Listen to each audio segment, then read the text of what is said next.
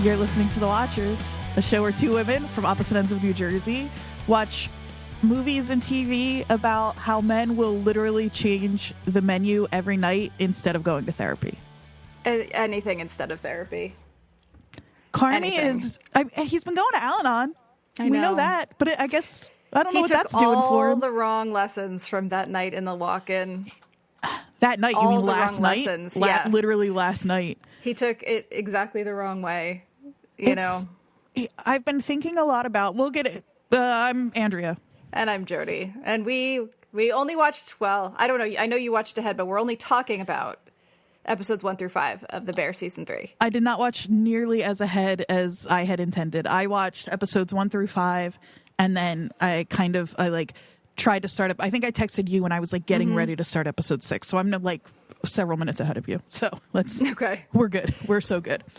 So we are going to talk about these 5 episodes, not as a blow by blow, obviously. We'd be here all day. Our last episode was rather long. And I don't know how you could. First there's a shot of Carmen, then there's another shot. Then it's in the it just. Oh, I have that. Did you do that? For the first episode. Whoa. Not in the first watch, and I don't know why, because I knew I wasn't going to use it. But I think there's maybe a to part wrap your head around it. Yeah, well, and there's a part of my brain that is the part that still wants to be in school and not teaching, but learning in school, that wants to map this. And I haven't done it, but we're jumping between. So we're talking about episode 1. It's tomorrow. And the reason we're kind of focusing on this first is it was the first episode, but also it's a great place to start. It's a great place to start with that first episode. Hot tip for any podcast review shows. Start with episode 1. We're professionals. But also the fact that it is such a departure in form, and that is a lot of what we talked about with the last couple of seasons. I think it is and it isn't. I mean, obviously it is. It would be crazy if me to be actually, I think it holds true to everything we've seen. Clearly not. I was just meaning from general TV, not from The Bear. Oh, interesting. Yeah, totally. For what show would do this? Yeah. Couple of things. It opens. Is this the first season that has said part and the number at the top? That's a good question. I assume it's not. I think I would have on my rewatch made note of the part, because I'm such and I think you can feel one way or the other about this. You can feel many ways about this, but that thing that we talked about of originally they thought about this as a feature-length film, and then when it got shifted to a series, they said, we're still going to think about it that way. This part 3 of it, calling it part 3 is so pointing at that it's this isn't season 3. We're picking up right where we left off. Right. This is going to be when we get let's say the show gets 4 seasons. That's the plan, I think. Yeah. Because they've already shot the season 4. Right. And so if this show actually gets its 4 seasons and nothing happens where they try to drag out a 5th, whatever, this is going to be a show that you can kind of, sort of, if you really want to, watch beginning to end in a few dedicated days. And think of as a movie. Yeah. And especially because the timing of it, I don't know that a show like Yellow Jackets could come back after a 3-year break with a 36-minute montage episode where you get you get a lot of new information in this episode, but it's nothing that actually pushes the story forward. Yeah. And I don't think there's any show that could get away with that except The Bear, because of how quickly they turn the seasons around. And the binge mode of dropping it all at once. I do think it seems like, and we'll talk about this maybe more toward the end, that some people are getting a little tired of that. But it is sort of this is kind of what you loved about The Bear in seasons 1 and 2, right? To a degree, its willingness to try these kinds of things. Well, I'm starting to realize that maybe not, because when I say you, I mean not you, Jodie. No, I know, but I think that we said we were going to wait to talk about the critical response, but there's been a mixed response, let's just say, to this season. Mm-hmm. And the first people I listened to talk about it were our friends Andy Greenwald and Chris Ryan on The Watch. Yeah, our Philly friends. They're our friends in my mind. And they loved it. Oh, good. and they obviously see some of the same, like, and have some of the same questions that we have. I think Chris, Andy Greenwald only watched the first episode. Chris Ryan had watched ahead to like 4 or 5, I think, maybe. Okay. But they're both big fans of the type of risk taking that Chris Storer does in his TV making and his filmmaking.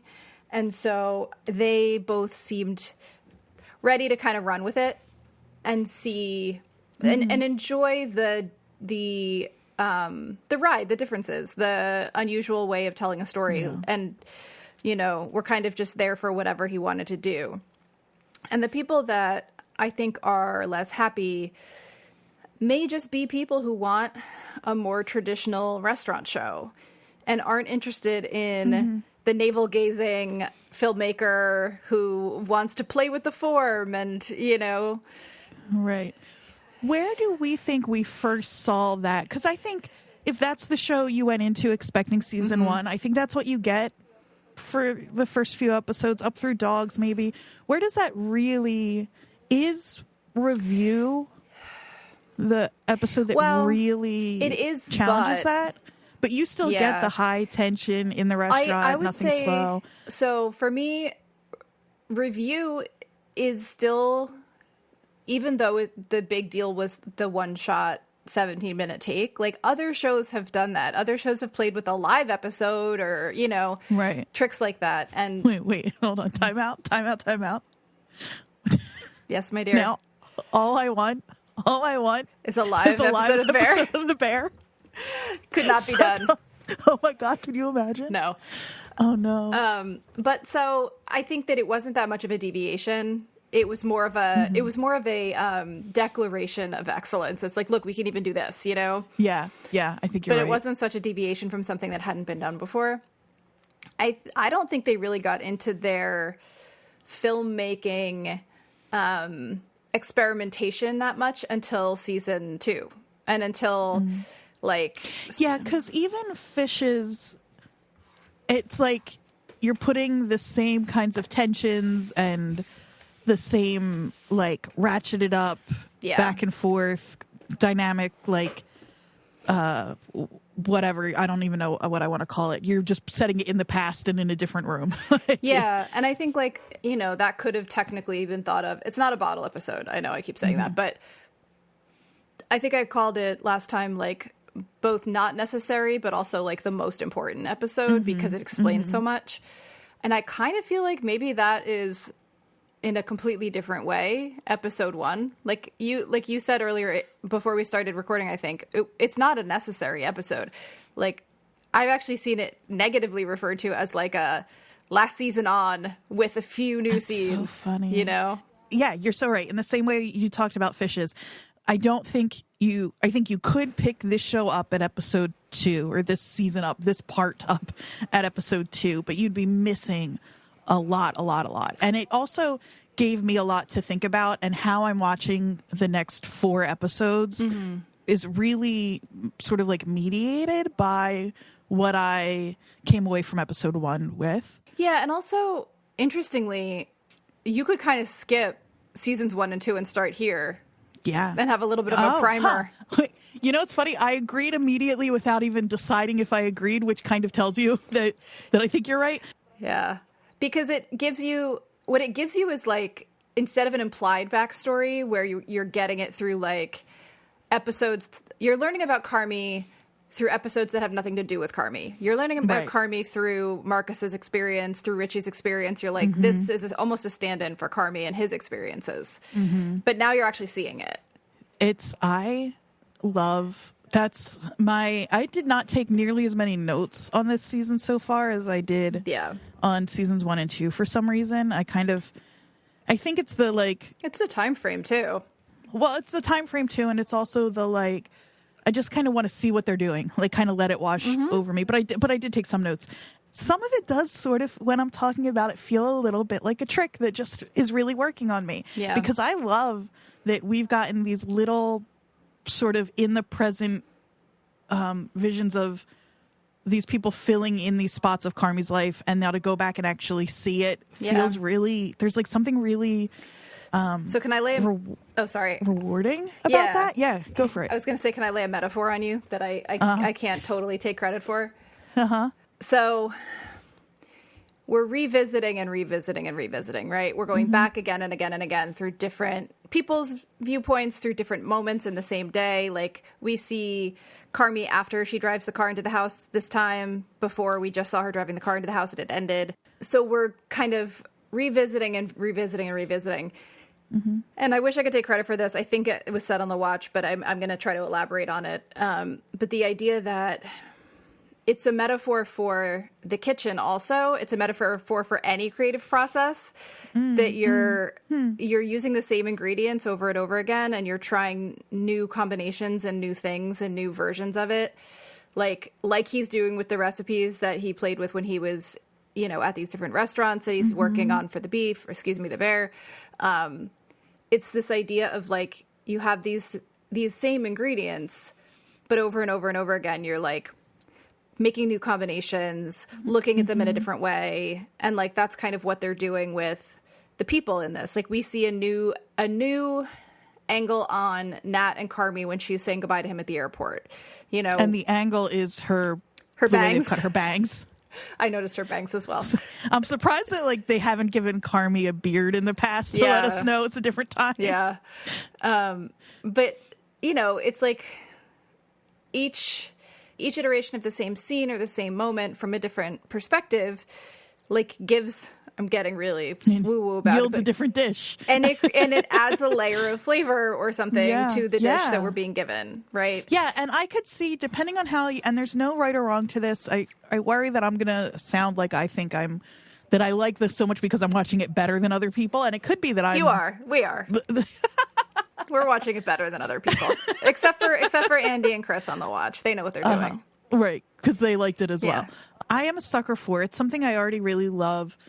A story that gets revisited from different points of view and different perspectives, and you kind of see, like, do you remember, God, I wish I could remember, talking about something that we were like, it's like a snow globe. Like, you shake it, you hold it up, and you see the way the snow falls, and if you look at it from a different angle, yeah, I do remember this conversation. And I think, was it Yellow Jackets? Because we talked a lot about the different versions of their experiences in the woods and what's true and what perspective we're seeing it from, and like all these different layers of quote unquote truth of what happened. I think it might have been that. Yeah. So, and it reminds, like, because I'm such a sucker for that little like snow globe thing, and that's what those little pop out episodes really feel like too. Like Copenhagen, before you go back to it, like in season 2, is a little snow globe we pull down off the shelf and look at and put back, and now we're looking at it through.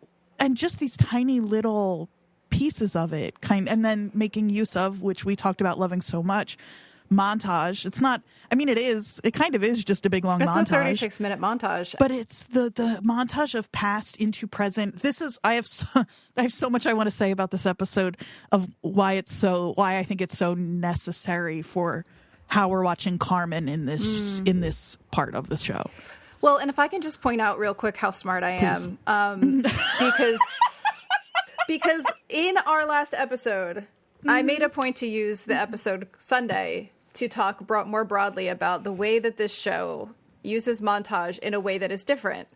It is not just a flashback. It is not just a way of moving time forward. It is a combination of past, present, and, all sorts of other things in between, like atmospheric things, place setting things, all in one thing, that is a different kind of montage than we typically see. And that was this entire episode.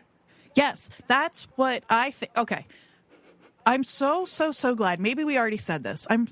If I can point out how smart we are for a moment. Of course you can. I'm so glad that we approached our review the way we did, because the show has so many moving parts and so much stuff going on, and it's really easy to say like it's a restaurant show where there's a lot of high tension and that's what it's about. But we pulled out these little elements that are like, yeah, but here's why it's more than that. And I think season 3 is making such use of those things that we love so much, still in a way that is like pushing them, doing more with them, really showing what those things can do. Because there's a little bit of like, I could see somebody saying, you know, what you just said about montage, that it's like, so what? It's just like, it's another kind of trick but Carmi in this episode, having that montage be past and present, and nothing is weighted more heavily than anything else. You just it all kind of rushes past you. And he is so stuck. Mm-hmm. He's so stuck. And it's like this. Here's the frustrating thing for me in these first 5 episodes is like, this restaurant could be doing well if not for Carmi. They did fine when he was locked in a walk-in. They did fine. Yeah.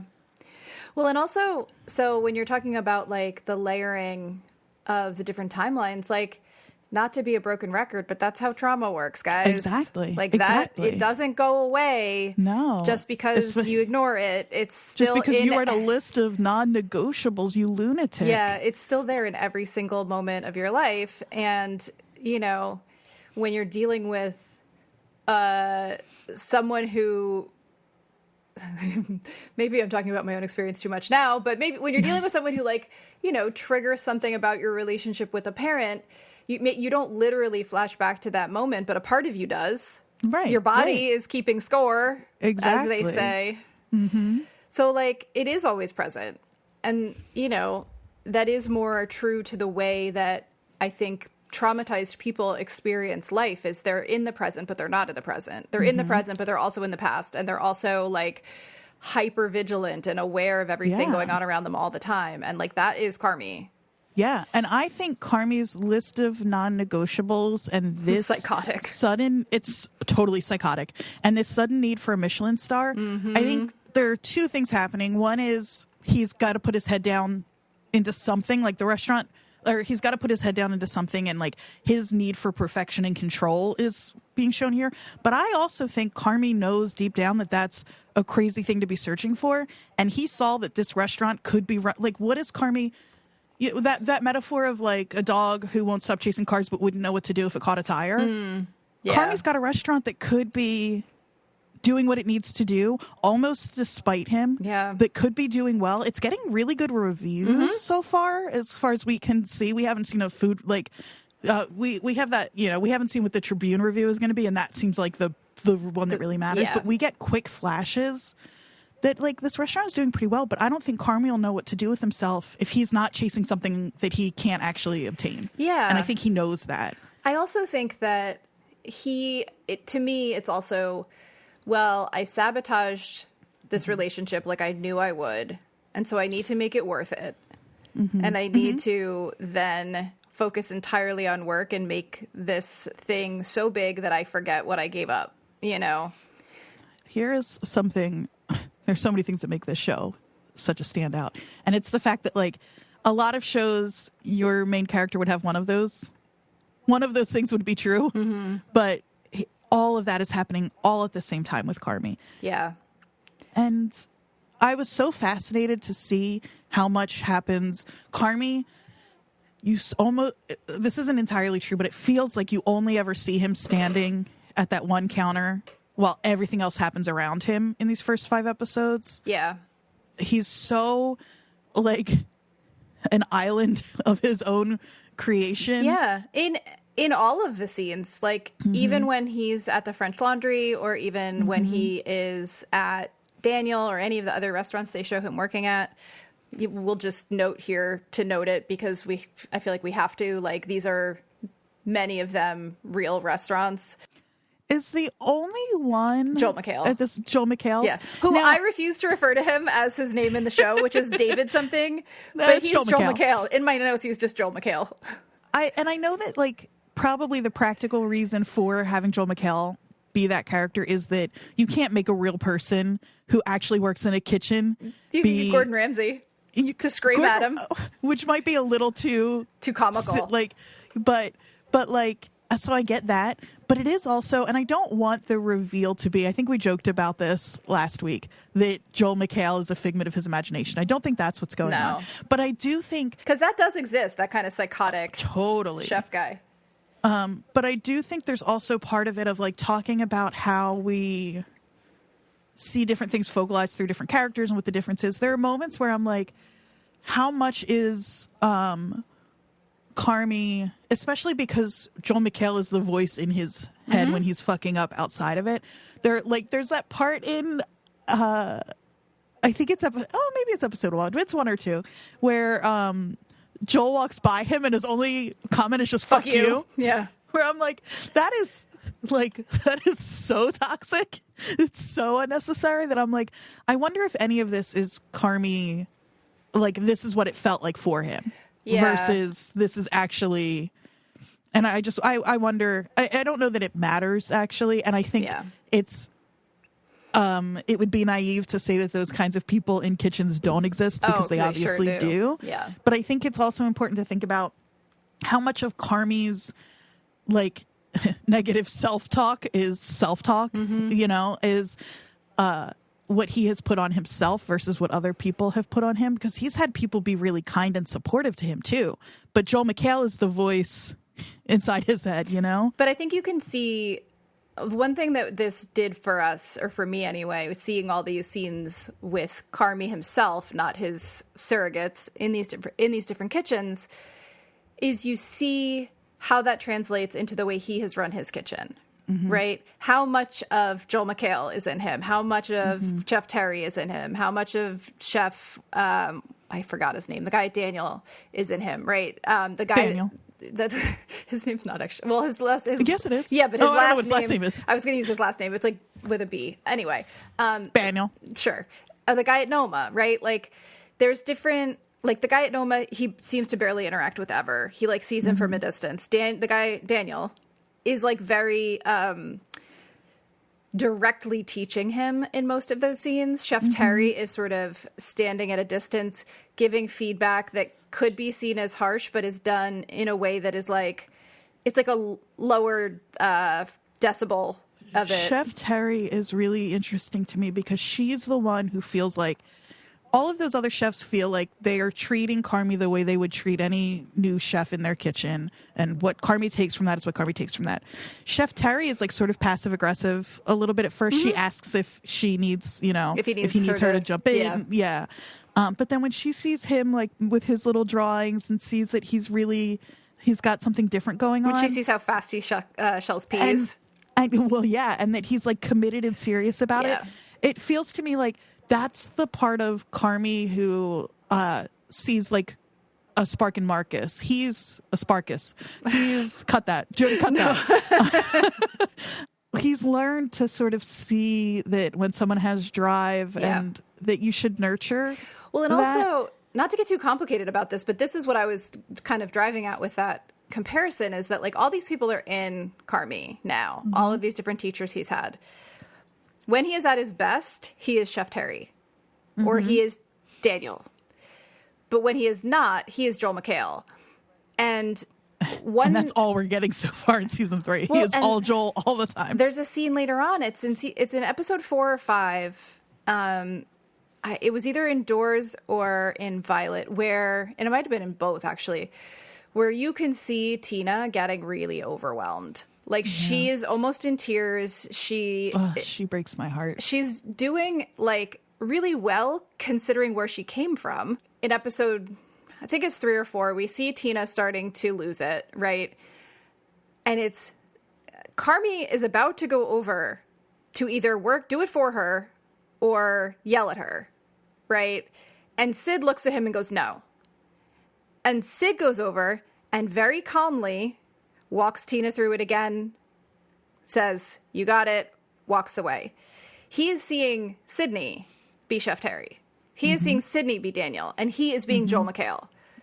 And so there's this recognition that he has a piece of this like genius or whatever you want to call it, but Sydney is the one who is doing all the emotional labor. Well, yes. Besides that, that's obvious. But who has the sort of bird's eye view of what's happening in the kitchen, and is looking at it from that perspective, and not like where he is, which is trapped in his own head. Sydney has her own issues. Sydney lost her mom when she was 4. Sydney is a woman in a male-dominated industry. She's a black woman in a white male-dominated industry. But she's not bringing her trauma to the kitchen. Right. She is like being a professional, and for a person who was so, like we talked about in season 1, the friction between her and Tina and how quickly it kind of transformed into a real mentor-mentee relationship, she's still performing that. You know, she keeps, not only does she go help Tina like walk through it, not doing it for her, right? The way that, you know, would make it go faster. She takes the moment to teach and she lets Tina succeed in it. And then she walks away. She also keeps Carmi from abusing a staff member again. Right. You know? Which again, so unfair. Yeah. So unfair. I said last week that something about Richie is that he feels he's like this. I don't think I said this. He's like this exposed nerve. He's like so reactive to whatever's happening around him. And as long as things are kind of like Richie has a place and things are going where they need to go, he's actually pretty chill for Richie.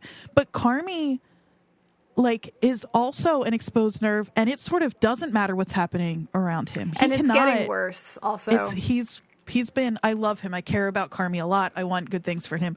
He is if I'm struggling with anything, and it's, you know, a mark of good storytelling that I trust that they're gonna. Yeah. I'm just so frustrated with him. I keep needing to be like, Carmi, you need to take a fucking breath. You need to listen to the people around you. Yeah. And I hope that that's where we might be headed to some degree, at least a little bit. But I'm nervous, especially knowing we only have a season and a half left of this show. And I literally wrote down character development, right? We talked about this earlier about how they're going at different rates. And it's a little more realistic that it's not, you know, Richie's transformation at Forks. It's actually referred to in season 3 where he's like, what, you spent a week at Ever and now you know everything, right? But actually the character development in this is slow and convoluted like real life. And I literally wrote after that, does that make good TV? Because it's a lot more close to how people exist in the world. You know, if somebody is as traumatized and as kind of broken emotionally as Carmi is by his growing up, it's not going to take 6 months. Right. And no real like therapy other than going to an Al-Anon meeting, which great. But also you need more than that. Like he's not going to get better. Yeah, he's again, and we kind of praised him for going to Al-Anon and those beautiful monologues, but they're still retreading the past, which is part of therapy, but it's in an effort to move forward. It should be anyway, right? Like good therapy, good healing. You have to face it. Well, and but it doesn't take. He's kind of ruminating, but not doing anything. It also takes a long time. Yeah, it's not 2 Al-Anon monologues. No, and so I do think that, you know, we're getting a more realistic version of what a traumatized person does. It might just not make for the most satisfying TV arc. Like, they're going to have to split that baby in half. I don't know if that's the right metaphor. They're going to have to bring those threads together, whatever. At some point, if they want to make a TV show that people find to have a satisfying conclusion, there's going to have to be some sort of development in Carmi and the way that he deals with his own trauma and the people around him. And there's been such small progress there, you know, and other people around him are making larger leaps. And so it's almost more noticeable that he's not, right? Like Marcus has made huge leaps, although I worry that Marcus is now doing a little bit of a Carmi where he's like, I get this list of psycho demands. Let's go. Marcus, can this be our Marcus corner now? Yeah, can we have an intervention for Marcus? I would love to talk about Marcus and Lionel Boyce here. I think he's tremendous, and I think he's always been lovely. I think he, in the same way that Marcus has, it feels like he's really like kind of risen to what this show needs him to do. Not that he wasn't great before, but he's so like focused and tender without feeling soft, and like he's just perfect. That eulogy is so understated but moving, and it just fit the character super well. It's incredible.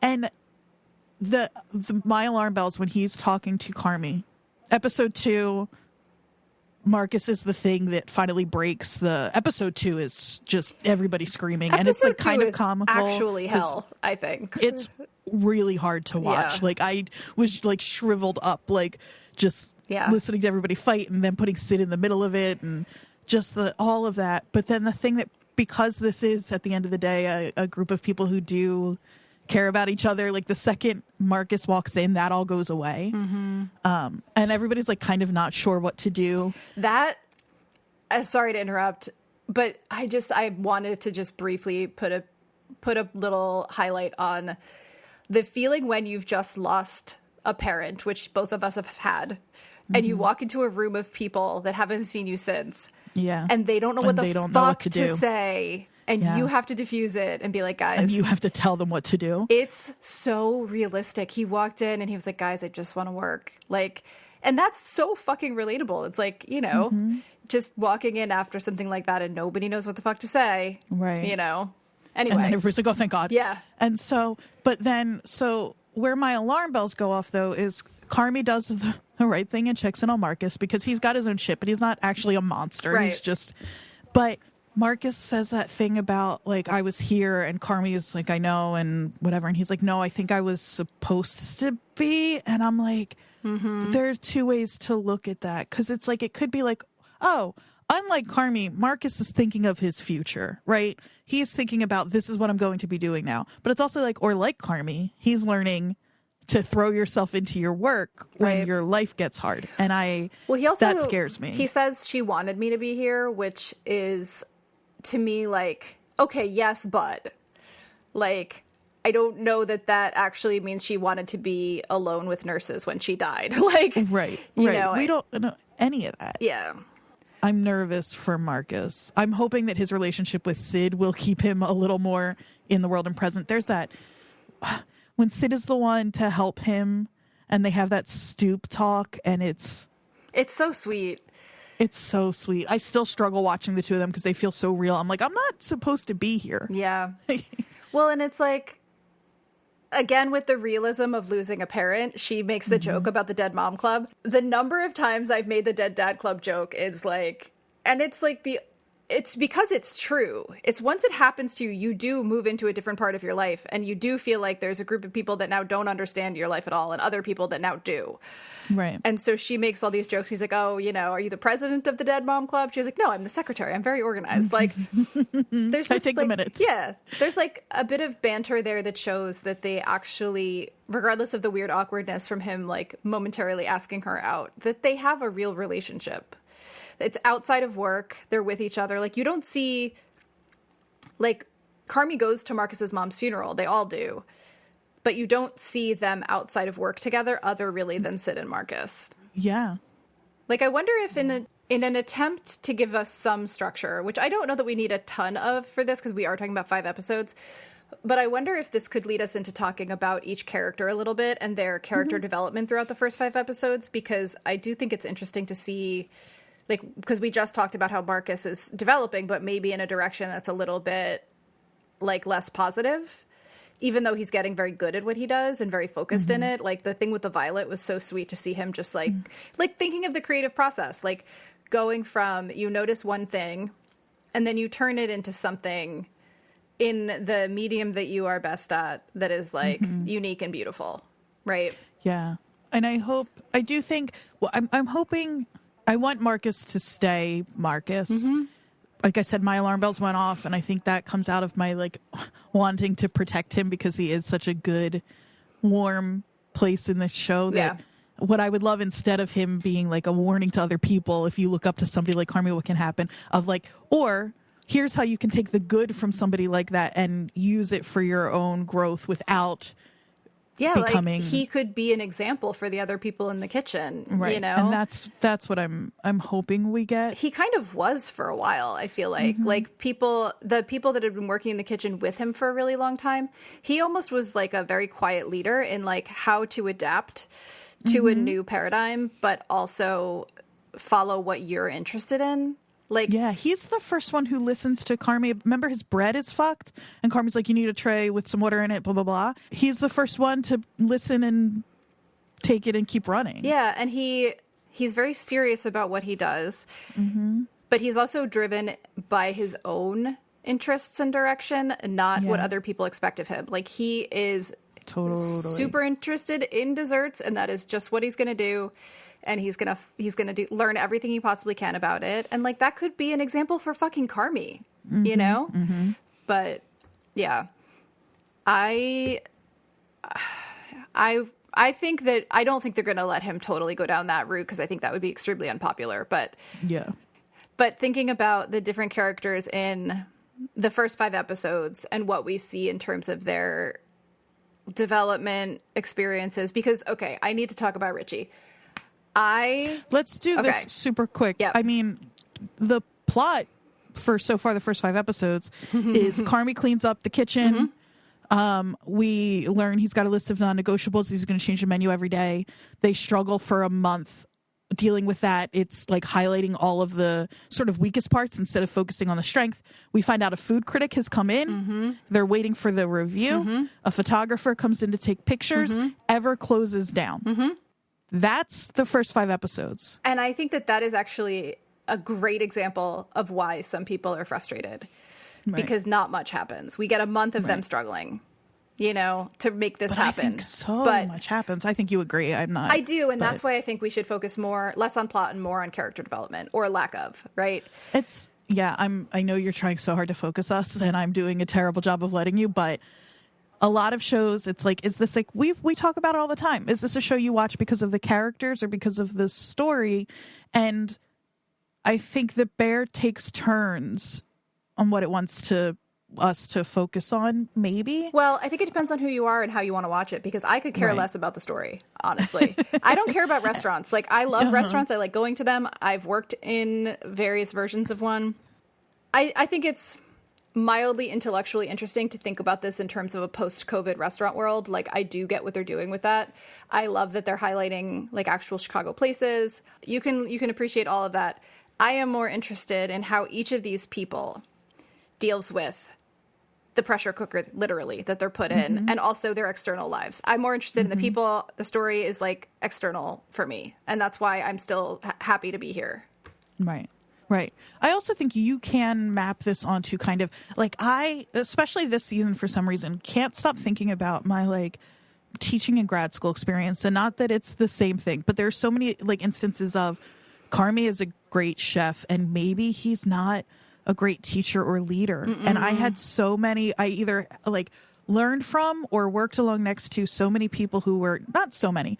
I have examples. I could name names of people who were brilliant in their field, knew so much, like, and just weren't the kind of people you would want to learn from, but they were put in a position because they knew their shit. Yeah. And like, it's not the same skill set.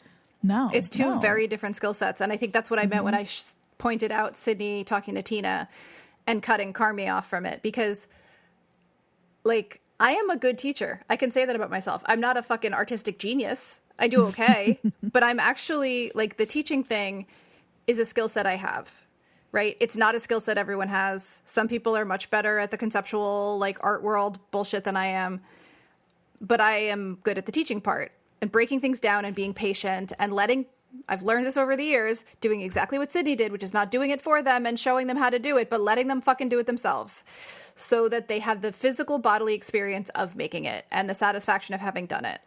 And when I am not doing well as a teacher, I am showing them and explaining what I'm doing. And when I am doing well, I'm letting them do it and I'm guiding them. And like, he's just not a good teacher right now. And not having a list of non-negotiables. That list was I guess funny. that's my syllabus, but it's like, you can't just put any old thing on a list and put non-negotiables at the top and think. I wrote down the list. It's bonkers. Richie, this is another where it's like when Richie's back and forth of like, well, some of this I would have written down is so like, Can we talk about Richie? All I really want to say about Richie is that I love his evolution in season 3 so far, because we had this big leap for him. He was a nightmare in season 1. Season 2, we see him get some perspective. Season 3, we see it kind of get texture almost.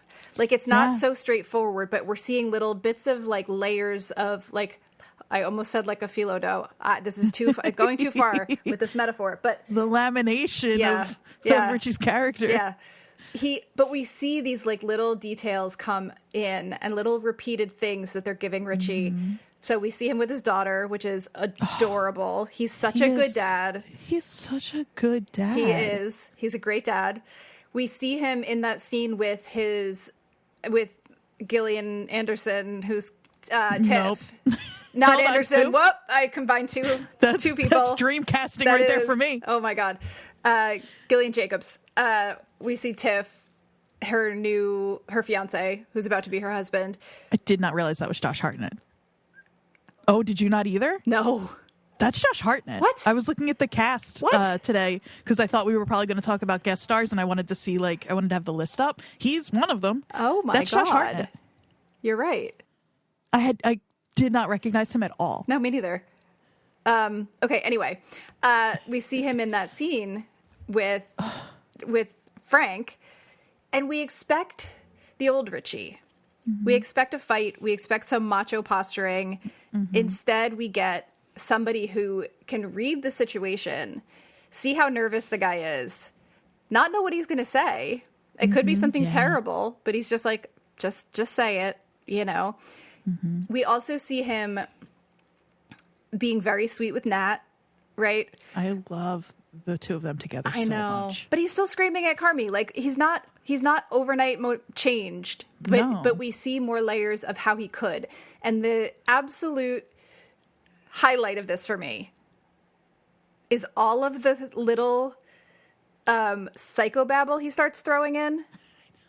I died every time. Wait, I have some good ones in here. Good. Textbook sublimation, is that one of them? That's one of them. Seen it 1,000 times. Yep, because he starts throwing in, like, to me it says, okay, either he's in therapy or he is trying to self-therapize. Either way, it's better than not doing it at all. But he's not exactly always accurate in his assessments. He strikes me as somebody who listens to, a lot of self-help books, like audiobooks, or maybe he's, started listening to... I don't just a therapy podcast, for example. He says, he calls him a baby replicant who's not self-actualized. Baby replicant who's not self-actualized is perfect. It's so good. Richie speak from seasons 1 through season 3. Because he calls somebody a replicant in, I think, episode 1. That's early Richie. And then the self-actualized is new. He's perfect. He says, out there, that's my dojo. He's definitely bringing in a lot of Eastern philosophy in a very through a media Chicago lens. Well, and also through he's seen these movies and he's like, this is my dojo. He's into Friedkin now. Yeah, exactly. And then classic behavioral dysregulation is another one. It's so good.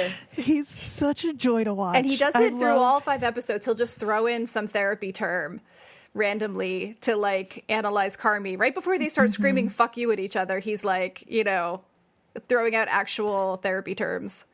The way that we have said Carmi's going to Al-Anon meetings, it doesn't feel like he's actually interested really in doing the work. Mm-hmm. Richie is, especially because, so you mentioned the scene with him and Shug, and he asks her a really thoughtful, scary, vulnerable question. Yes. But he asks it in Richie terms. He's like, is it weird for her that I'm around? Do you think I should just back off? And I really love that Shug doesn't she's just like, no, I think it would be weird if you weren't around. Yeah. It's really matter of fact. I think it's a really lovely moment between them. But it shows that Richie's really, because I think before Forks, really, he would have been like, fuck that guy. I'm her dad. Yeah. The fact that he says, call him whatever you want, knowing that, she calls him Waldo. She calls him Waldo, but she might want to call him Dad. Yeah.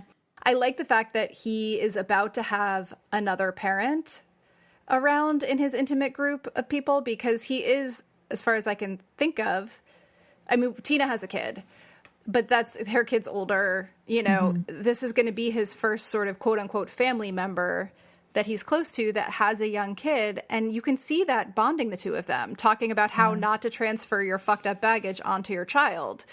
And it's really sweet that they're going to have that relationship going forward. One of my other favorites he says is, you're not fully integrated. Talk to me when you're fully integrated. It's so good. He's really the best. He is. He's so good. And I love that he really is trying. And a lot of the yelling Richie does in seasons 1 and 2, I'm like, I need you to calm down. Like, Carmi is doing his best. This kitchen is a mess. We got to figure things out. Like, but now I'm like, I would be Richie. Like, I'm doing my best with what you're throwing at me, and it's unsustainable. And like, we're all so new to this. He's trying to create an environment that embraces and encourages razzle dazzle in the dreamweave, Andrea.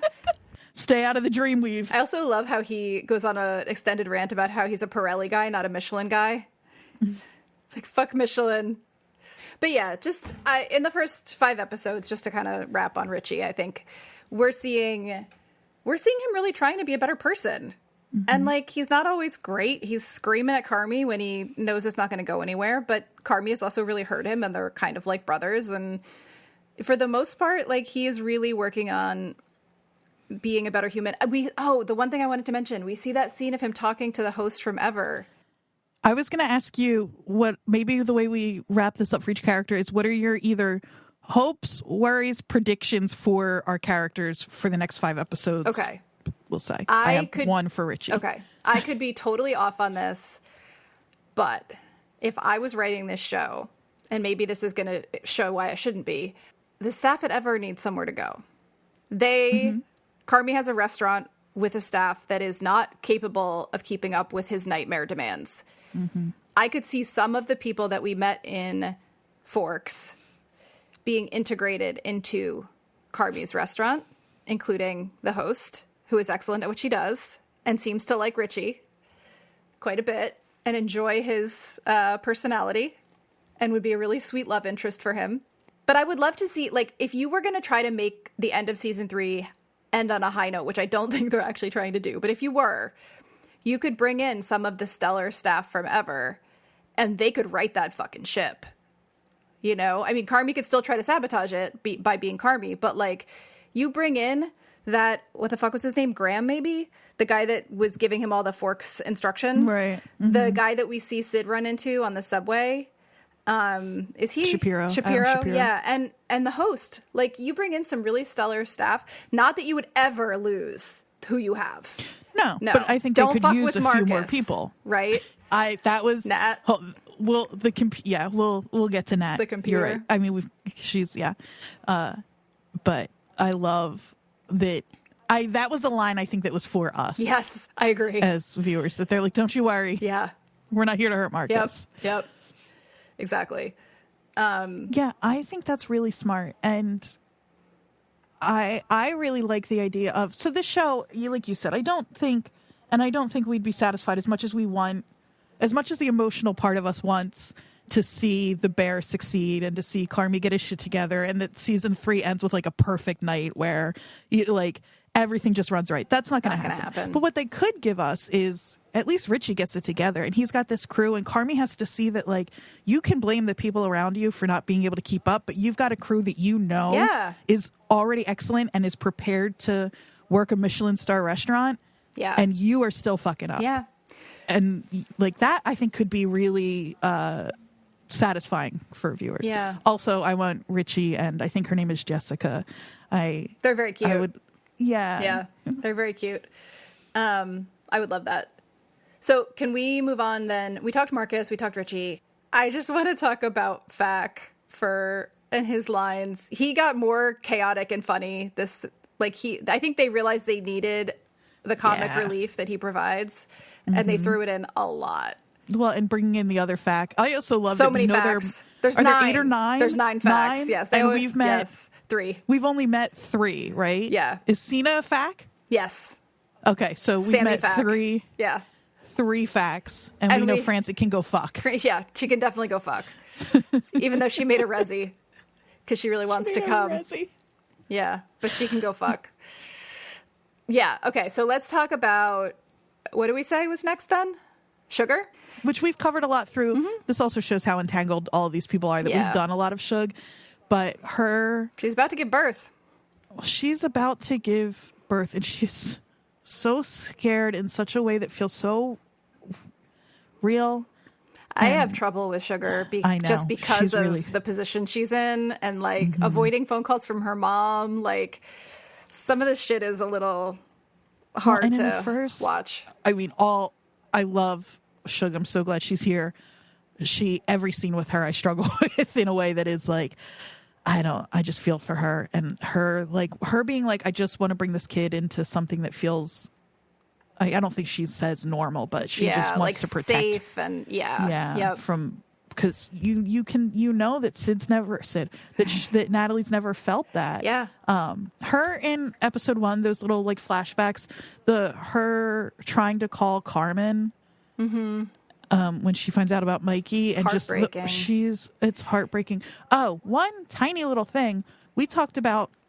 It is a kind of throwaway line when somebody apologizes for not making it to Mikey's funeral to Carm, and Carmen says, Fac, I think. Oh, when Fac, okay. And he says, like, I didn't make it either, and we think it's like he was so in it. Yeah. But he made it home. Yeah. We see him in the car watching them. That was something else entirely. That is a different thing. Yes. Yep. So I just, like, that is a different kind of guilt than, like, oh, I was so focused on work, I missed it, whatever, I didn't realize, like, I didn't pick up the phone. And he was there, he just couldn't go in. It's almost, like, to make it that close is maybe worse. That was a gut punch, yeah. Yeah. But then her doing the Shug, and she knows it. She can't help but feel like she has to take care of everyone, even when Carm's like, I'm not taking your money. And then he reaches into his pocket and she's... Yeah. I mean, I really felt it when she was like, I feel like I'm never going to see you again, because literally he's leaving her at home with an alcoholic older brother who is throwing forks at people and a mom who just drove a car through the house. And he's like, I'm out. And she's like, but what about me? I take care of everybody, and now you're leaving me. You can alone. see in that moment that she makes it sound like she's trying to protect him, but it's like she's just desperate for him not to leave her. Yeah. Yeah. Which she breaks my heart. Yeah. She's also getting to be quite the business manager. Yeah. Yeah. I love watching her run the restaurant and like negotiate with Jimmy and the computer. Not that computer, excuse me. Do you think she's going to name... Do we know the I thought you were going to say... I thought she was going to say, do you think she's going to name the baby computer? Do you think she's... It's a girl. Oh, okay. She says something about it being a girl. What do we think she's going to name the baby? Not Donna. Not Donna. Well, maybe. Could you see her... Oh, I hope not. I could see that being a sign if we're supposed to think Shug's still got some work to do. That would be a sign that she has some work to do. That would be a sign. Do you think she's going to name her like Michaela? Maybe. But I think, most of the development we see in her is, to episode 5, is her preparing mentally to bring someone into the world, into this like ridiculously crazy family. And how she's... I thought the scene with her and Pete was really sweet too, when he was going away and she was like... no, I want you to. I love their relationship. I feel like it's one of the least complicated ones on the show. And you've got to have that in there. A little bit of a golden retriever husband, and she really needs that. Yeah, I love that. I also love that you're starting to see people that are growing themselves understand and respect Pete a little bit more. Like Richie... when he realizes that he and Pete like the same director and he really wants to go to Japan, and she's like, you should take Pete. And he's like, But you're starting to see that like people like Richie who are evolving a little bit are like, maybe Pete's a full human with his own interests and is good for my sister. Right. Or my cousin. Maybe this delicate ecosystem is kind of fucked and we need to figure something else out for people. Yeah. I'm really curious to see, because I mean, something is coming with Nat and Donna. Like that, the last bit of like episode 5, there was a bunch of Donna seeds planted. So that's my sort of biggest question so far was I supposed to know what the big deal with that Dee Dee box was? No, I mean, other than like just remember Shug's got a mom. Well, and it was Carmen who found it. Oh, right, Remember, we've got a mom. Yeah. Like there wasn't like something in Fishes that there's like the same way that the money was missing, something else is missing, and we're going to find out. I have no idea. I didn't know what the purpose of that was. I did notice that there was a copy of Joy of Cooking in there. because they get, I mean, even though she was psycho about it at Christmas, the Seven Fishes, obviously they got some of their cooking from their mom. Right. You know? But yeah, like, and that comes to Marcus's defense, as we mentioned. He's like, do you need a Marcus? And she was like, yeah, we fucking need a Marcus. Mm-hmm. Like, so you mess with Marcus and I'll kill you, I think is the line. Yeah, something like that. But she says it in such a sweet way. She's like, I've known you since I was a kid. You coached Mikey's Little League. And if you come for Marcus, I will fucking kill you. It's not the exact line, but it's something like that. It's really good. Yeah. Jimmy's really fun. I mean, Jimmy's always really fun, but I really like seeing more of him this season. Yeah. And seeing him interact with people like Sid. Yeah. He's one of the most reasonable ones in the show. I really liked, Sid and Cicero together. Anybody who's got a little bit of reason in them on this show. Perspective. Yeah. When you get to have two of them have a conversation where it's like, okay, oh, thank God, there are at least a few people here who have their heads on straight. I also love even if one of them is your criminal uncle. Well, I was just going to say, I love that he calls computer my associate. You're like, oh, okay, you're associate. Yeah, and then immediately he says, computer enhance, when he's talking about the numbers. It is good to have, in the same way that like couples therapy can be good for people, because it's like good to have an outsider say like, or at least shine a light on where things maybe aren't working, even if they don't outright say it. Really good to have the computer come in and for Carmi to have to hear a lot of this, I think. I don't know that it's going to do anything right away. No. But it is good to have somebody be like, numbers are fucked, guys. Yeah. I think maybe we can touch briefly on some of the other characters. So we talked about Shug, Richie, Carmi. We want to talk about Sid. Who are we missing? Tina. Sweeps. I think Tina, just briefly, we don't see... The one thing I think that has suffered in the first 5 episodes is we're not getting as much of the original beef supporting characters as we were before, other than Marcus. We see Tina struggling a bit to keep up in the kitchen. We see her doing the farmer's market runs and knowing everyone and being real Tina, and everyone loves Tina. But the one moment I really think was just about her development that I appreciated was when she was trying to make something work with the cauliflower. And Sid took a minute to show her how to sauce the plate and kind of plate it in a way that was more elegant. It's things that grow together, go together. That phrase. You can see she has a natural talent. She's been placed in an environment that is so far beyond the type of pressure she should be starting in. And she's trying to figure out if she can rise to the occasion. And it's a little bit like Carmi in some of those crazy early, in Joel McHale's kitchen, where she's being taught by Sid. She's not being taught by Carmi, So, but I like to see that she on her own is starting to figure some things out without just being the pupil. She is taking the initiative to be like, okay, so we have all this stuff. What can we do with it? What might work? She's be getting a little chefy, not just cook, Yeah. I love that for her. It's really good to see. And I hope that we get to see I want more of that. Tina. Yeah. I love her so much. We did touch on the facts. We need them. I know. I need them. I do think 3 facts is too many facts in one scene. It was a bit much. Well, how do we feel about the fact that it was something we have said we like about the show is its use of guest stars and the kind of shorthand it provides. But I went back and forth. It's such a stunt. It threw me. It really did. I was like, oh my God, wait, why is John Cena here? But it is funny. I'm of a few minds on that, because I'm like, it's the facts are these not slick, greasy, bigger guys. They're rough around the edges. They're clownish. And then you bring John Cena in, who is on the outside, the opposite of that. But we know he's a really good comedic actor. And then to have him play into their dynamic while looking like and sounding like John Cena. Yeah. That's kind of fun, but it did sort of, especially when everybody, even the facts when they're being clowns, feel really real. I'm always struck when I watch this show by how nobody feels like they're acting. Yeah. And that's kind of true no matter who it is. And if John Cena can't we can't get that from John Cena. Like, as good as he is or isn't. He's still John Cena. He's still John Cena. But the thing about Fack, the original, that I love is that he is both the guy who poured the broth and walked away and didn't leave it.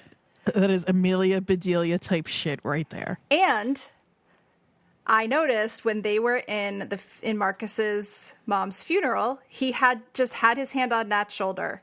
Yeah. And it was really sweet. It was like these people have known each other forever. Mm-hmm. The last funeral, this is another thing that struck me as so real. The last funeral they went to was their brother's. Yeah. And so this is the first one after. The first funeral I went to after my father's was like revisiting it in the worst possible way. And you can see that in all their faces. And so Fack just gently having his hand on Nat's shoulder and also being the guy that doesn't understand that you should also leave the food instead of just performing it for people. He's got a good heart and he's means well. Slow. And it's so fun. He also, when they give him the line, he's like, you say this is our whatever mirepoix, you pour the broth in front of them. And this is Carmi's this is from the mind. He says this is from the mind of Carmi. It's so good. He also makes the wall of critics with his brother, which is smart. It's smart, and then it's very funny that they go through all that work of making it level and doing whatever, and then they like the idea, but they're like, okay, now put it in a binder. Yeah. And he's like almost there. Yeah. He lists his best friends at one point and ranks them. Which is so great. Funny. Yeah. I love him. He's got a story credit this season. I think the first episode. Yeah, he has a story credit on the first episode. Mm-hmm. I just appreciate in the episode 2 where he's like us, where everyone's screaming at each other. He's like, Nat, I'm scared. Nat, I don't like this. He does stuff like that all throughout. Yeah. Carmi's really mad. Yeah. Is from season 1, I think. Yeah. Carmi's really mad. He's our Greek chorus. Totally. And the fact that there are, as far as we know, 6 more of them to come. Yeah. I hope we don't ever meet Francie Fack. Like, I hope she's just everyone but her. Yeah. She's just an enigma that did the thing. Who else do we need to talk about? Sweeps getting his Somm course in. Yeah, he's going to wine school. He's going to wine school. Back to Fack. He wants to go too. He's allergic to grapes, which I think, does that mean Fack doesn't know that wine is almost always grapes? I don't know. Probably, right? I don't know. Yeah. Yeah. We get to see like different people, little hints of different people following their interests or strengths. And it's like, this is the thing that Sweeps is interested in. And I think that's really cool. Yeah, totally. Although he's struggling a bit too with the new systems. Mm-hmm. He broke a cork, but like it's people that started from one very, very different place that are trying their absolute best to adapt. It's just occurred to me. It is very like Mighty Ducks or like Little Giants, where you take a ragtag group and you see if they can rise to the occasion. Yep. And they have like a grumpy, like Carmi could have gotten sent back to this kitchen because of a DUI. Yeah. Or it's like Bad News Bears. Yeah, exactly. And they're rising to the occasion. Yeah. But of course, that there's sometimes hiccups. you're going to fuck a cork up. Exactly. So are we at Sid? I think we might be at Sid. Ibrahim is struggling with the window, understandably so. He just needs more help. He needs more help. He can't do it all himself. No one can. It's also like one little thing, and then I think we can get to Sid. Okay. She's the one I think I really want to spend a little time with her. But plot-wise, I thought the idea of the bear was that we were going to do something different, where we took what works in these places, right, and run it through a filter of, but let's do our own thing. No. And for example, like you have to have that window. This place is an institution. Yeah. That window's got to be on point because you want the people. It's like Richie said, like you bring in these, what is he? Scoostamon millennial bullshit. Yes. And you're boxing out the clockworkers and the bricklayers. And also those, as is said later in the first 5 episodes, that's the only thing that's bringing in money. Right. That's the only thing that's like earning them money. Like the restaurant isn't breaking even. And not because the food isn't good and it's like it's packed every night. Well. It's all fucking Carmi. And his menu. And it's like R&D. if you had just done what you said. I also think I'm guessing there maybe are restaurants that do change the menu literally every day. But isn't it more, and I guess you sort of see it shaking out this way, but like like rotating or seasonal or monthly. Yeah. Like the everyday thing it's again, I think he knows it's not obtainable. And I love that it comes back to bite him in the ass. Well, of with that course review. it does. They want that duck dish. Like, what did he think was going to happen? I know. It's maybe there are restaurants that can do that at a high level. They are not brand new with a staff that was running a sandwich shop a couple months ago. I am more and more talking myself into it is total self-sabotage. Yeah, and it's I his wonder fault. how cognizant he is of that. And I think there is part of him that maybe knows what he's doing. But he's such an idiot. Yes, he's such an idiot. He's such an idiot. Yeah. You know who's not an idiot? Sid. Sid is interesting to me in these first 5 because she, if you want to speak like strictly in terms of character evolution, she's evolving, but not that much because she was already pretty fucking competent. I was just going to say, she doesn't have too far to go. Sid's big challenge is she needs to walk away from Carmi. That's Does Sid's she sign big the thing. document? And I think she's very smart not to sign it. Yeah. What a bait and switch that DocuSign is. Because in that first episode, because she's been so worried, her dad asked her about the partnership. Everybody's asked her. She doesn't know. And then Carmi's like, I want you to be a partner. How much of this place you'll own? And I was like, oh, good. And now I'm like, no. You can see. Don't put your name on that. You can see it going from like, oh, thank God I'm going to be part of this to, oh, no, I'm going to be part of this. Yeah. Like, and it's I think terrifying. Carmi thinks, he hasn't outright said this, but I feel like Carmi's like, well, she's part owner. Like, that's what she wanted. She can fuck off. I'm going to do what I want now. That's what more the does she other want? thing. He's still not asking her anything. He's just doing whatever he wants. And he says, their little conversation in the first episode, which that episode has very little dialogue. I think in the present, the only dialogue we get is, I could be wrong, but I think is this conversation where she says, we made it. Carmi says, you made it. Yeah. And she says with everyone else. He hears her say we as you and me, Carmi. Sid means me and the staff. Yep. Despite you. Marcus and then he says, and Tina and And he says, I left you alone, which, I mean, he didn't. She's got the crew and they didn't need him, but he abandoned her and she has been asking him to be there for her. And then she says, so don't let it happen again. He says, it's never happening again. Remember that conversation he had with Marcus when Marcus says, I'll never do that again? And he says, yes, you will. Yes, you will. Yeah. He's totally lost. Yeah. Yeah. He had that perspective from Marcus. Yeah. He doesn't, if he had it for himself then, he doesn't now. Totally. Yeah. Because he can't say it's never going to happen again. It happens all the time. Right. Like he abandoned her in that he got locked in the walk-in, but more so she was flailing at Expo.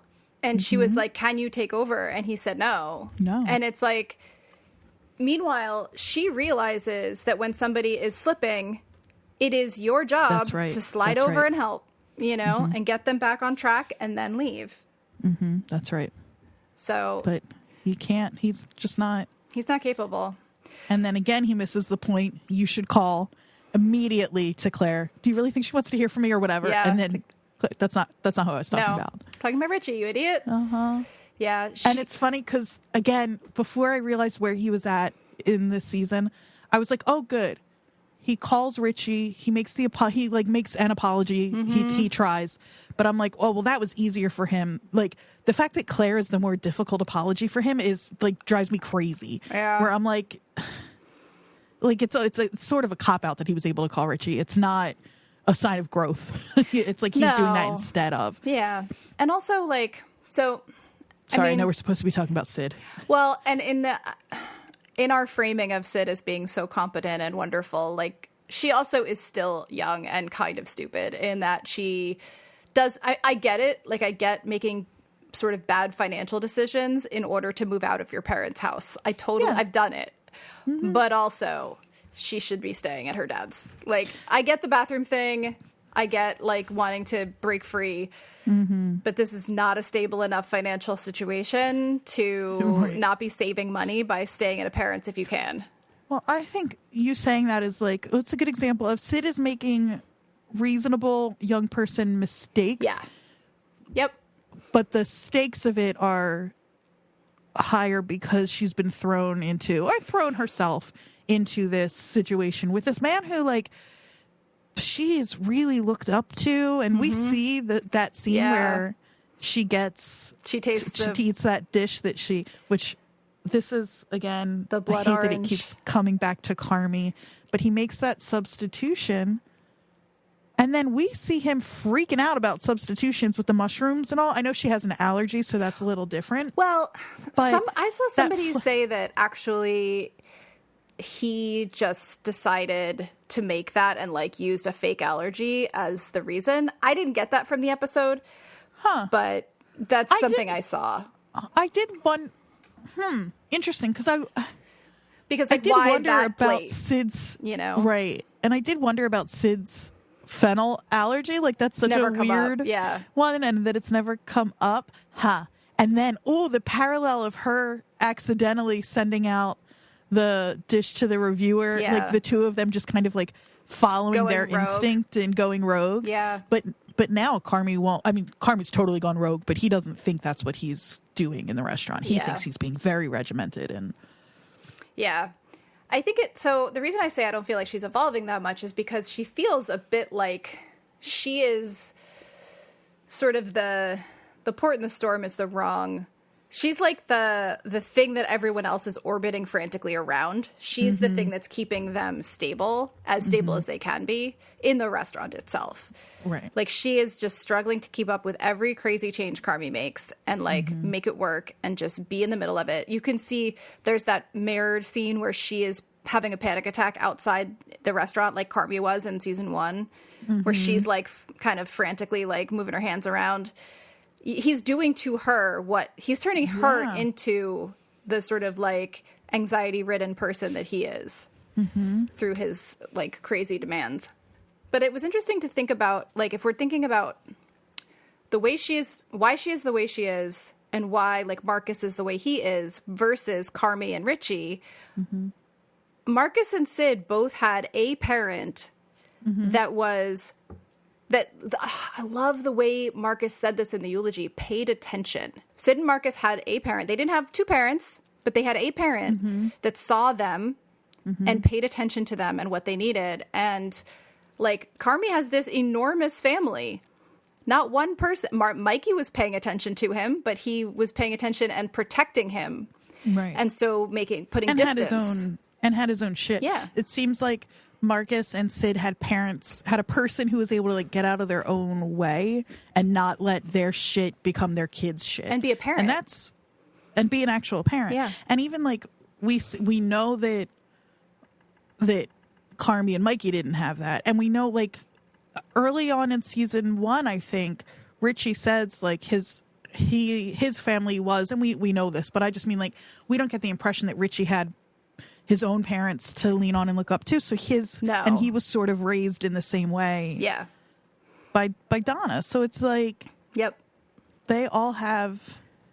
And I think that's why Sid is, even in the midst of all this craziness, sort of like the thing holding it all together.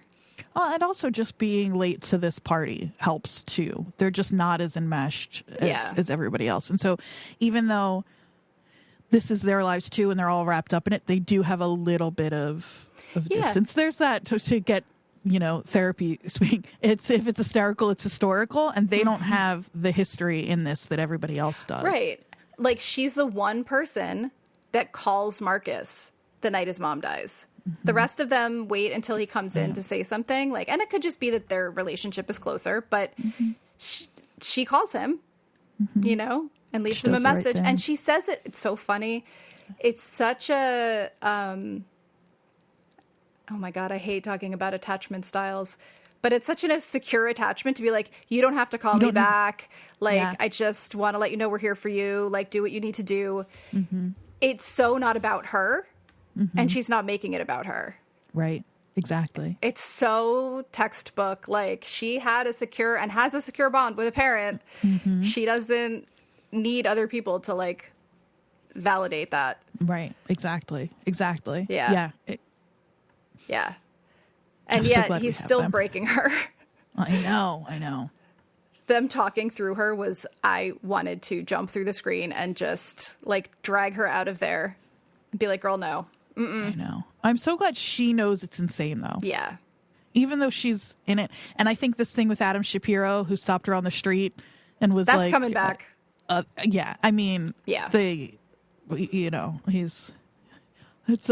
Chekhov's Shapiro, I think. Yes, because just the way you see her, anytime, again, it's you bring somebody to the party who's never met the family before, and you suddenly see everything. Yep. When he's like, I forget the exact line, but he says like everything was great except for, despite Richie and Carmi's dysfunction, basically, and it's like. Yeah, I just want, and that's her keeping that shit together. Exactly. I want better for Sid, and I hate to say that, but like, I just want better for her. She even has the moment at the end of season 5 where she's talking to Jimmy, and he's like, "I wish I'd done more," and she's like, "You're here." Yeah, like she is this kind of kid wonder chef, like talking to this old wizened like kind of shady gangster guy, giving him like family advice. She's like, "You're here, dude." Like that's more than most people. It's also really sweet to see that part of Jimmy who's like, yeah, like you said, in Fishes, you see like everybody is always going to him to bail them out, and everybody always needs something from him, and it's like, well, it seems like a part of his being willing to do that comes really from a part of like, I saw how troubled this family was, and my brother disappeared on them in whatever way. I don't think we don't know. We still don't know, right? And I want to protect them in a way that I can, but there's more I maybe could have done in like a less material and a more. But I also get, if Donna were my sister-in-law. Oh God, yeah. No, that's a lot to deal with. Yeah, I would try to stay as distant from that as I could, and maybe throw money at the problem and hope that might fix it. Yeah. Yeah. But it's cool to see a more human side of Cicero too. And I love seeing like you said, the moments where characters that don't normally interact start to interact. Mm-hmm. And like I just have to highlight Nat talking about lightning crotch to Marcus. Yes. And his reaction is just like, "Oh, okay. Okay, cool." And he's like sharing Carmi's drawings with her. It's just, and he mentions the violet, and she's like, "Oh yeah, State Flower of Illinois." He's like, "How did you know that?" And she's like, "Pete loves flowers." We keep getting these we don't see much of Pete this season so far, but we keep hearing about his broad-ranging interests from filmmakers to flowers through Nat. Complex man. He is a complex man. State Flower of New Jersey, also the violet. I knew that. Jersey connection. I actually don't know what the state flower of Rhode Island is, so I think it's better that I know the Jersey one and not that. Mm-hmm. Yeah, it's the one that matters. So, yeah, should we? I think that's most of our characters and most of our plot. Like, we are kind of. I almost immediately started episode 6, and then I was like, no, I don't want to confuse myself, because these episodes, even though they are distinct, they do really run into each other, to kind of circle back to what we were saying about the structure being so meant for the binge. Like, and so in it, like season 2, we get the Copenhagen break, we get the Forks break. This season, no breaks so far. We are just jammed in. Yeah. I wonder, it would be very unbear-like if we get 10 episodes that are like this. Absolutely. We've got to go somewhere. Yeah. 100%. I wonder where. I was actually just about to look up the names of the upcoming episodes. Because I think that it will tell us probably nothing, but I'm still curious. If I look at the list. Okay, so episode 6. Are we ready, actually, to start talking about what's coming? Let's talk. I have one. Okay, show details that matter to us. I think the last thing is music. Much more, to me, much more restrained this season. Well, and that first episode was a score done by fucking Trent Reznor. And Atticus Ross. Yeah, Atticus Ross. And it is gorgeous. It is. Yes. It's really, I mean, that first episode, just everything is so meticulously put together, including the music, and it's beautiful. And then we get that save it for later but it's an Eddie Vedder cover. I don't know if that's what that is. But I think they're only, I found, I think Brooklyn Vegan did every song so far or whatever. Not so far, every song on season 3 of The Bear. And I just pulled the first 5. But I think all we get in that episode is that one and Radiohead. We get a Radiohead song. As opposed to like every other episode, it seems like 1 and 2 where it's like back to back to back. And apparently indoors, there's that month, there's no, I don't know if there's, off the top of my head, I don't remember if there's like original score in that episode, but it just says none for music. And I'm like, did I not notice that because there's so much happening in those episodes, in like the action, did I not notice that there's no music? Well, Doors was the most chaotic and the loudest of all of them. Right. So it might have just been the sound design that we heard. And it was so much going on that we didn't need the music or want music. I'll check. Yeah, exactly. I'll check back in next week and let you know. Episode 4, Violet, we get the notable one for me is Weezer because they're back. Because it's like we can have Trent Reznor doing this really elevated score and also have a fucking Weezer song. Mm-hmm. Episode 5, Children. And I think the one for me to mention there is the Van Morrison. It's a live song because they love Van Morrison. He's in once or twice every season. So yeah. So coming up, episodes 6 through 10, we will talk about next week. I'm not going to read the log lines for them because even that they're so minimal. But it's still like a bit of a spoiler. But episode 6 is Napkins. Episode 7 is Legacy. Episode 8 is Ice Chips. We talked about that's probably Sugar's birth episode. It's gotta be, right? Yeah. Episode 9, Apologies, and episode 10, Forever. I would advise if you want no spoilers, not even reading the one-line descriptions under each, because one of them, to me, just gave me like a hint of something that is like that you don't want to be hinted. Okay. That I'm not surprised by, but still. But it does seem to me that episode 6 may give me the Tina time that I have been wanting. Okay. Which is great. I'm happy for some Tina time. Tina time? Yeah. Yeah. Forever feels like what you named the series finale, right? Not the season finale. So how fucked up would it be if season 4 is all flashback? Just 10 flashback Just episodes. all montage. 30 minutes per episode. I could see them doing a time jump.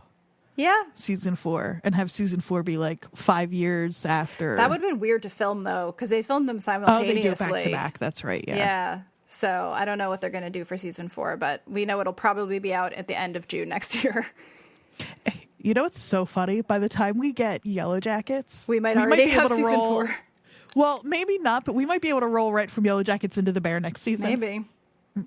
We said Tina time. Yeah. What are my predictions? Predictions, hopes, dreams, more generally. So my predictions, hopes, dreams are my main hope is just a little bit of growth for Carmi. Just a little. I don't need him to be fully evolved. He's not going to be. But I am finding Carmi's incessant self-destruction a bit tiresome, if realistic. Like, my argument was, this is actually how trauma works, and it's true, but I need a little bit of TV magic also. Like, I need a little bit of a Forks moment for Carmi, even if he doesn't totally change from it, even if he doesn't, like, suddenly know how to be a good boss. Like, I would like to see some growth and self-awareness in some way. And I don't know that we're going to get that, but that would be my main hope. And also that I don't know how this show continues to function if Sid technically like leaves the restaurant. And so I don't think that's going to happen, but I would like Sid to have some sort of like way of protecting herself in this, whether it is not signing that contract, whether it is like scaring Carmi with an offer from somewhere else that she could go to. Like, I need her to get hers a little bit also. I also need her to be queer and find a girlfriend. This is the straightest fucking show we've ever talked about. When you brought up that we still don't even know if she's straight, when I was going back and forth with, like, do I think we should be shipping her and who with? Yeah. It's not just that that everybody watching has assumed that the show wants you to feel one way or the other about Carmi or Marcus. Mm-hmm. It's that, have we had any verbalized queer characters? No, not one. It's an oversight for sure. We need something. Give us something, please. And you could give me everything by having Sid be queer. Yeah. Like, it almost feels like, maybe this is my faith in the show being a little too strong, but I'm like, as soon as that became clear, as soon as you made that clear to me, I was like, they're setting us up. They're setting us up for the big reveal that Sid is queer. Wouldn't that be great? Everybody's just assuming that she's supposed to end up with Marcus or Carmi because we've all been trained to watch things that way, but we're all idiots. And Sid has a love interest that is supportive and cares about her and shows her that, like... I mean, I don't know, man. Like, I was thinking about... So Christopher Storer is the main creative force behind this. Mm-hmm. And I don't know... Like, he was a part of Rami. He worked with Hassan Minhaj. I don't see a lot of queer stuff in his resume, which worries me a little. But we'll just have to... I mean... I wish there'd been a louder campaign between the filming to give Sid a girlfriend. I know. Well, Io Debris just did a queer movie. That's what I mean. Like, I was like... I know. It's right there. It is right there. Let's do it. It is right there. Give Sid a girlfriend. Give Sid a fucking girlfriend. Mm-hmm. Yeah. Do we need to talk about Claire at all? I know we're wrapping up. But what do we want? I guess we can frame it this way. What are we moving forward? What do we think about the Carmi and Claire situation? I would like Claire to find someone other than Carmi and be off of the show. But I don't think that's what's happening. Mm-hmm.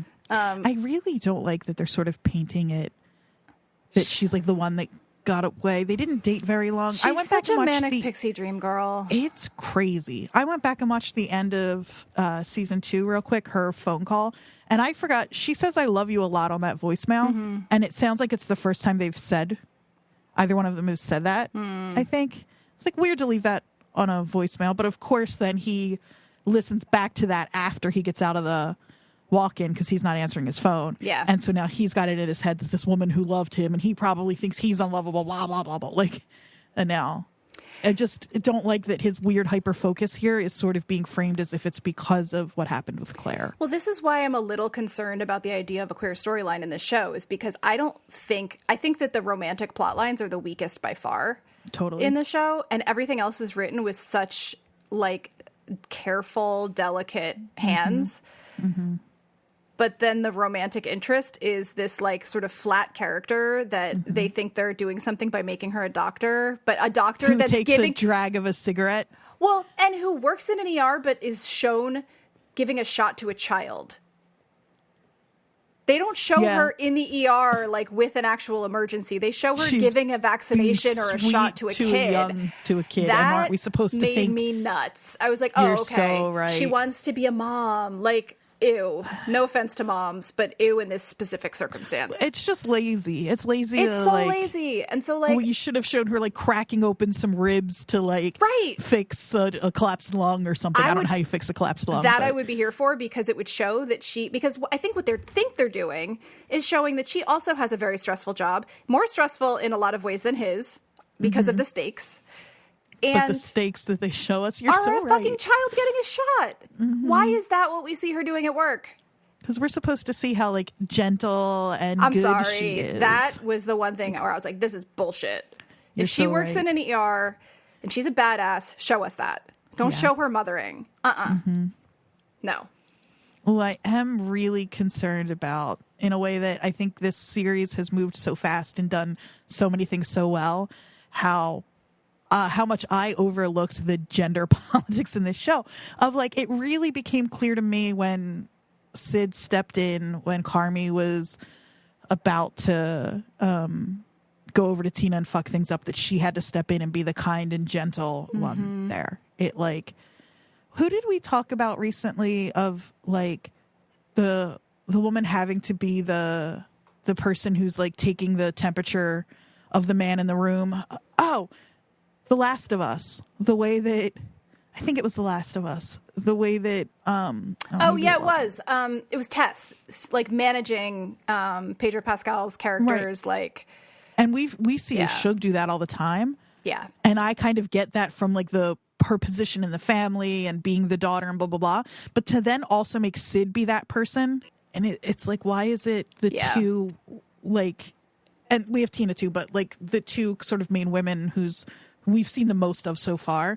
Why is that the role you've given both of them? I totally agree. Shug's makes sense. Sid doesn't. She's an only child who grew up with her dad. So you're kind of implying that, like, that's instinct for women to come in and be the manager there. And I don't. So, okay, I've been shied away from criticism of this show a lot. I think this is where I feel really comfortable being like, come the fuck on. Between that Absolutely. And now the like... I'm nervous about what all of that is gonna shake out to be. I will say that the internet is telling me that Io Debris is queer, and I love that for her. And I would love it for Sid. And I would love it for Sid. And I will say that if they do introduce this, I hope that she is involved in the writing of it, because after what we've seen, I don't know that I trust Christopher Storer and Maddie Matheson, who are great at writing certain aspects of people's emotional, tapestry. I don't think that that's probably their strong suit. I'm really concerned. Maybe in that way, it's almost like good for them for staying out of something if they feel like they can't write it, but bring in people who can make it work, because this is really the flaw. I also, not that if you're queer, you have to play queer characters, obviously. But when it comes to representing queer people on screen, I would much prefer it to be a queer actor. Absolutely. Doing that. And part of me is like, oh, hopefully, maybe, possibly, maybe. This is generous. Maybe it's too generous. They had that in mind for her character. I hope so. When they cast her. I was trying to confirm this online from her, and it says that in an interview with Refinery 29, she said, "It's radical that I get to be like a young black queer person doing something stupid in a movie, talking about being Josie and Bottoms." So hell yeah. Yeah. Good for her. Oh, I feel hopeful, Jodie. I mean, they better have her in the writer's room for it, or somebody that it understands that specific experience of being a black queer woman. Like, because I don't want to see Christopher Storer's take try to write that. Yeah. Considering his version of Claire. Well, and thinking about that when Marcus was in Copenhagen and Rami directed that episode, that conversation or that interview that I read from with Marcus talking about his experience in that, like thinking about what Marcus's experience, or did I say Lionel? What Lionel talking about, thinking about what Marcus's experience would have been and how necessary that perspective was, and how I don't know that, I mean, we can't say we would have gotten that same feel from Christopher Storer. We have nothing has given me that impression leading up to. No, you're totally right. You're totally right. We'll see. Yeah. Well, I'm hopeful and nervous, so there's that. Yeah, well, we'll find out. And people listening to this may already know, because they may not have been able to wait to watch the rest of the season. And also maybe we will see nothing from her romantic life, because I feel like the pacing of this show is so weird. It's like all over the place. Yeah. So. Now saying that, I wouldn't be surprised if we get no confirmation of anything, and that Sid is too wrapped up in all of this to even think about it. And we never know. And that's their way of, I'm so nervous now. I will say, if you have not watched clips of Io Debris on the red carpet handling stupid questions, it's a fun thing to watch. She was interviewed by Access Hollywood about what she would say to her younger self. The reporter said, like, do you ever think you would be here right now? And she looked at them like with confusion and said, imagine if I was like, yes. I would say nothing to her, obviously, because of the rules of time travel. I've never been visited by myself in the future. And so I think that if it happened to me, I would not make the decisions. You understand, it's like Tenet logic. She literally... Oh, God. It's so funny. She just doesn't censor herself at all. She's incredible. I love her so much. So, yeah, we shall see where that goes. My prediction for the second half of season 3, I just want to drop in real quick, is that song. I think it's called End of Beginning. And it was like big on TikTok, but I'm not going to sing it. I'll drop a few seconds of it here.